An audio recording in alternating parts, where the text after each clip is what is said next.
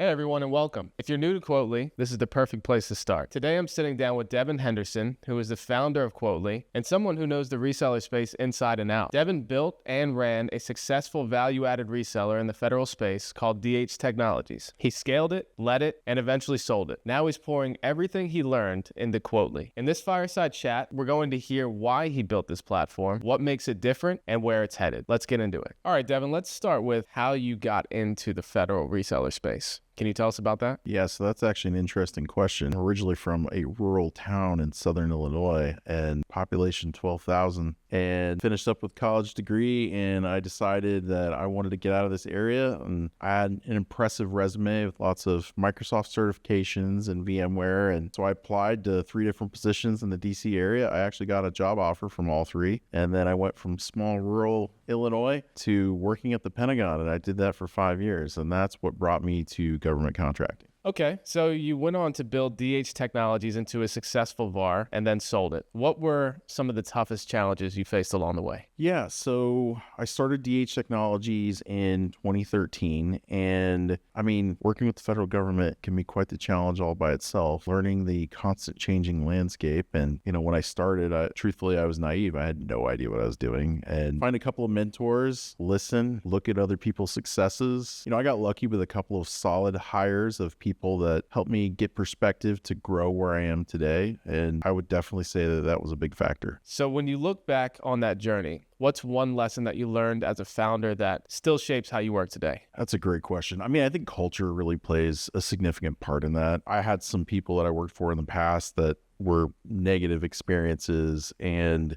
learning from those things and saying, I'm not going to do it like that, but constantly reminding yourself that, right? You start to have some early successes, get a little bit of ego, and then you got to have a little bit of gut check. But, focusing around culture and making sure that we all remember why we're doing what we're doing, right? And I think that really played a significant value. I would say the people and the culture really I put at the forefront of all of this. Now, what was the origin of Quotely? Was there one particular thing that sparked that idea? Yeah, we used a couple of different quoting tools that still exist in the market today. And, the problem is they were all pretty shitty, honestly. They all sucked. There was just a lot of clicking. And then, I would watch and I would do some of these quotes myself, and it would just be absolutely infuriating, because it was very clear that somebody built this that didn't understand at least the government side of quoting and all of its, rigorous requirements with CLINs and TRs and all this other stuff. And so one day I realized we're spending so much time building one quote, and then you get all the way through it. There's still a lot of cut and paste, so much room for error. And then you got to do it all over again because you got a quote that had something wrong. Whereas if I could see that right away, things change. So we actually sat down with the sales team, and the sales team really designed this and came up with its first requirements, so it was really focused again on the people that are going to use this. We want it to be really easy, very intuitive, and let them drive the requirements because they're going to be using it. I'm sure all the sales team's members who are watching this right now will appreciate hearing that. Yeah. They led to the successful creation of an amazing product. If you had to describe Quotely in your own words, say to someone who's never heard of it before, how would you describe it? Well, it's a quoting tool that just makes sense. Drag, drop, create. Truthfully, it's kind of like magic, right? It's meant to be so that you're looking at it and you know exactly what you need to do next without having to try and read a manual or watch somebody else do it. It's really meant to be a very simplistic but very powerful quoting tool. And for someone who's built several quotes before, what would you say is broken about the traditional process? Well, the traditional process still involves a lot of cut and paste a lot of times, or you have someone dedicated to just importing a bunch of product, and anytime you're quoting something new, you got to reach out to somebody else. When you go and you look at the quoting process, count how many clicks it takes for you to get from, I got a quote from one of my suppliers to I need to build a quote and it needs to go on Soup or GSA or something. That's a lot of clicks. With Quotely, it's drag, drop, wait a couple seconds for our AI to read the quote, generate quote. Congratulations, all the line items are there. How much margin would you like to put on your quotes? It's really simple. And when you think about all the frustrations you had back then, how does Quotely actually solve those problems? Well, that's a really good question. Like I said earlier, drag, drop creates your quote. What makes it fun, though, is from a management standpoint, your people are building quotes in a really, really easy way. But now I have all this information available to me. I know exactly where I get all my quotes from throughout the year. I know exactly what my credit lines look like. I know what my win rate is per manufacturer. I know the average margin percentage. I know the average amount of margin I make per deal. I mean, this is stuff that your employees don't realize, but they're building these things for you because it's all included in the reports in the system. So what is frustrating about it? It's so simple to do, but a lot of these existing tools that are out there today, like it's really complex to get that stuff. Right. And then with that kind of accessibility to that data, now you can confidently forecast, right? Right. I mean, not only that, you can analyze like, where am I wasting all my time? Where do I need to invest more time because I'm making more money there? Where do I need to look at my marketing efforts and things like that? I mean, you could run a whole business just because you have all this data right here in front of you. One of the most interesting things about Quotely is the use of AI. What parts of the platform are powered by AI, and how does that affect users day to day? Yeah, so that's a really good question. The data extraction and the drag and drop is 100% powered by AI, right? So in the early days, it didn't always get it right. I would say it's in the 98 and 99 percentile, but we've done a lot of training to make sure that we get things much more accurate. And there was all these other use cases and edge scenarios that we had to account for. But I mean, we've really captured quite a bit of it. I mean, we're constantly updating it based on learned behaviors and things like that. But I would say that's the primary part that's powered by AI. The other part, and this is a part we don't spend too much time talking about, but the invoice processing, right? So I've automated quoting. Well, on the order management side, we actually handle all of the inbound invoices, right? So I open up the invoice. It has an attachment. Is this match a PO that we sent? Okay, it does. Great. If not, is it spam? If it's spam, let's mark it as spam and a person can look at it later just to confirm, right? Or at some point, the AI has worked so well that we don't care anymore. And then being able to extract the data from the invoice and correlate it to the purchase order, to the unit prices match, and so on and so forth. So we're using AI wherever we can, but we're trying to be very careful about it so that it's predictable, it's steered in a direction that we want it to be. Remember, it's all about reducing the efforts. We're trying to eliminate data entry at almost every capacity. Those are the primary parts of where the AI plays a role. There's a lot of hype around AI right now. How do you make sure the AI in Quotely stays genuinely useful and not just flashy? Well, I mean, that's a good concern. It's a concern that I even have, and I wrote a lot of the original code that's in it. Constantly evaluating it. I mean, one of the things that we do is when you do the drag and drop, there's a review screen so that you can at least glance through like, all right, this is all the line items, it's formatted right, the dollar amounts add up, and it's got formulas to do another, check. And then they approve it. And on our side, we can at least see the approval rate versus the, decline rate. And it lets us know that we need to do some more enhancements and figure out what's going on. So, I would say that's a good portion. It's something that I constantly think about. If users were to say that like, hey, this particular, type of quote that we importing is having an issue, then we'll look into it for sure. I mean, I would say constant iteration and evaluation is really key. Because there are endless possibilities. So how do you decide what is actually going to remain on the roadmap and what you attack next? Well, the roadmap is always a work in progress, right? I mean, the most important things are I evaluate two major criteria. Am I going to be able to reduce the amount of labor hours that a user or an organization using Quotely would have to spend with humans, with people doing things? Or can I do something that's going to create some kind of value that will increase their profits? Those are the two things that I evaluate. If I can do both those things, then all right. I mean, definitely. And then the other part of it is I still want to make sure I keep the product simple, right? I don't want it to be a science project every time. And I think there's a lot of that happening with some of these other CRM platforms and stuff. So it's just trying to be very careful and balance those areas. Zooming out a bit, what is your big vision for Quotely? Where do you see it going over the course of the next few years? Yeah, so that's a really good question. It's something that I get really, really excited, really passionate about. I emphasized earlier about the careful use of AI. We are moving to a part where we're moving away from just AI and moving to more of a agentic AI. How do I assign AI an entire role within this ecosystem? That it's not just doing a very simplistic thing or a process, but maybe it's order management. I can go through and process an order. I can validate that it matches the quotes. I can validate all the pricing, availability, whatever I set up for my business processes. And then it's issuing POs. And then it's checking the status. Did you get my POs? Did the order ship? What's the tracking information? I mean, that's stuff that can all be done. And that is the area that I'm really excited about. I think about it every day. It's going to be a lot of fun.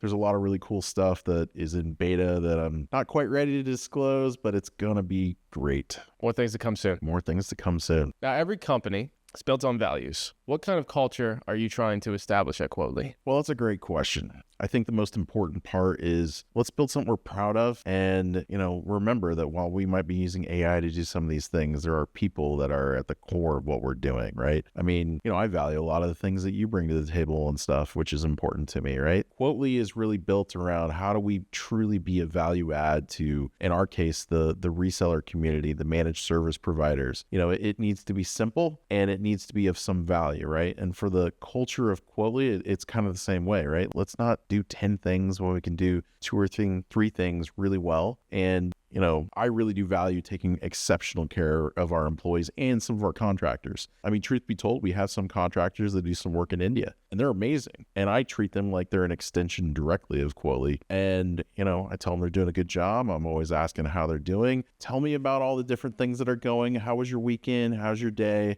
I think it's important. Yeah, those are all things that I can personally attest to. And I think that that's admirable. Lately, there has been, I would say, some FUD in the market about whether or not Quotely is a US-based company and whether or not they have the ability to handle all of the requirements that the government provides. What would be your response to that? Well, we're filming this video in Virginia. Our office is located in Leesburg, Virginia. I don't know how much more US-based we need to be. We're 40 minutes outside of Washington, D.C. All of our endpoints and stuff run in Microsoft Azure government clouds, so not much else we can do. I mean, we have contractors that are using our system that are compliant with CMMC requirements, so ask questions, I guess I'd say. So with all of that in mind, at the end of the day, who would you say Quotely is really built for, and why should they care? Well, I mean, Quotely is really built for the value-added reseller community, specifically the people that are building out those quotes and the people that are managing them and the managed service provider, right? The thing that's really interesting is Quotely was built to be a very intuitive, very easy to use quoting system for all your quoters. But in the scenario where you have a team that's managed, I said this earlier, you now have this amazing wealth of information and data in front of you, right? How much time does it take to create a quote? How much time does it take to invoice something after you've been invoiced for it? I keep track of that in minutes on Quotely, right?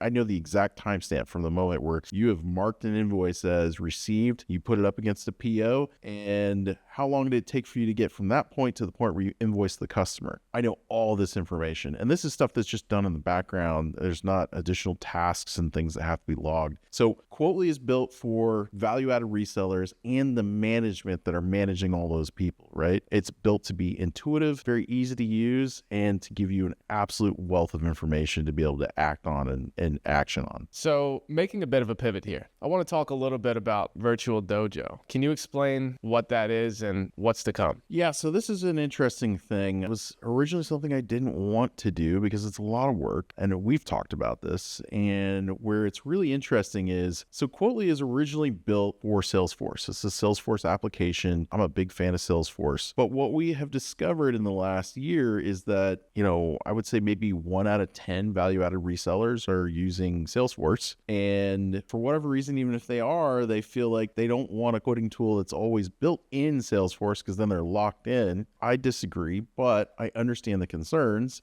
And so the ask was, can you build your quoting software that's completely web-based, that's not tied to Salesforce? And while we know we can, I was hesitant in doing it because I didn't want another platform to support. However, someone approached us and said, I'll definitely pay for it. And, I'm still not a fan of always saying yes. So I thought about it and slept on it. And then I realized, this can't be that hard. And I mean, and just to be clear, it was much harder than I thought it was. But so what we did is we built a web-based CRM platform that wasn't just like another Salesforce product or a ripoff of HubSpot. What it is a completely AI embedded CRM platform. And what does that really mean? It means that you have AI capabilities built into it. So if you drag and drop files to it like you would to HubSpot or Salesforce. Well, it's going to go through and index all those files so that the AI system now knows everything about all those documents you put in there, right? So if I log in and I'm a user, I have access to those files. That means the AI I'm talking to will have access to them. And I now am an expert in,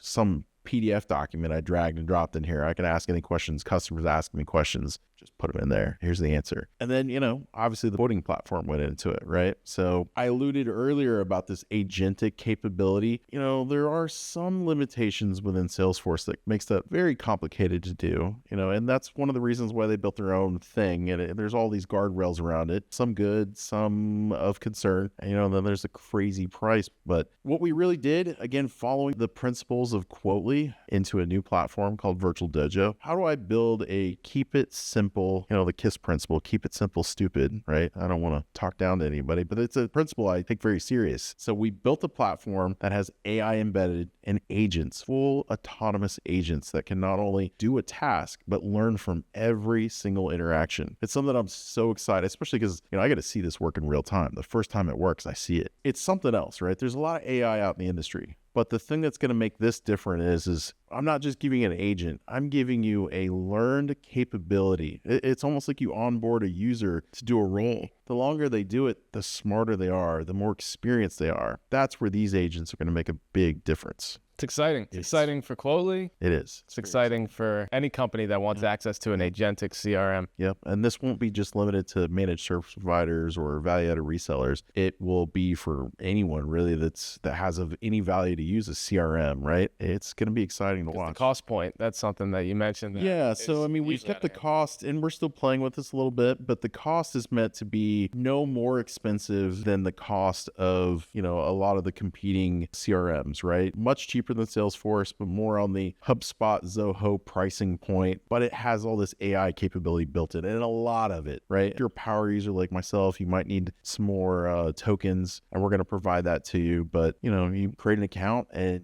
you have all this AI capability. You're like right then and there, right? It's going to be amazing. How do you foresee Quotely and Virtual Dojo working together? Yeah, so I'm still figuring some of that out. What I want to do is give the basic quote editor capability in the drag and drop, the part that really makes it exciting, just to everyone that needs basic quoting capability out of Quotely, right? Some of the more enhanced stuff where the order management side, there might be a small fee per user to use, but all the capability that Quotely does in Salesforce, we are porting over into Virtual Dojo.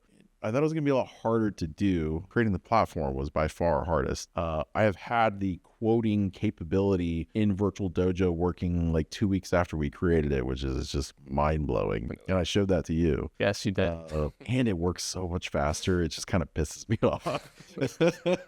What will that partnership mean specifically for resellers who are interested in using both platforms? Well, they don't have to choose between using Salesforce and Quotely in there or Virtual Dojo and Quotely in there. Virtual Dojo was meant to be able to cross-talk to all the major CRM platform providers through APIs that we've built into the system. That's one of the core frameworks that are built in. So, whether they're doing quotes in Virtual Dojo, but the order processing on the Quotely side in Salesforce, it doesn't really matter. That's fine. That's totally doable.